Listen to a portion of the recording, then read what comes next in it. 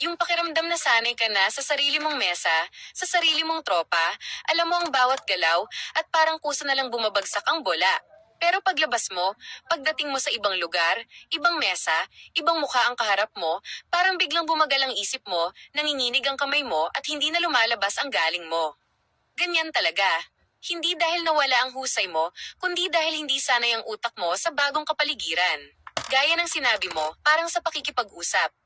Madali lang makipagkwentuhan sa kakilala mo o online. Pero pagdating sa taong hindi mo kilala, parang ang hirap, parang ang bigat.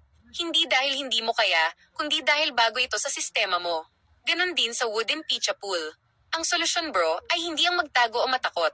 Ang solusyon ay sanayin ang sarili mo sa hindi pamilyar. Huwag mong hintayin na malaki na ang taya o pera ang nakataya bago ka lumaban. Simulan mo sa maliliit na laban.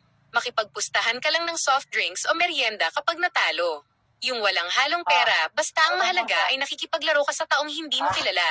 Bawat tira mo sa harap ng ibang tao, bawat sandali na kinakausap mo sila o pinapanood mo ang galaw nila, bawat sandali na pinakalma mo ang sarili mo kahit iba ang kapaligiran, yon ang nagpapataas ng antas mo. Dahan-dahan, nasasanay ang utak mo.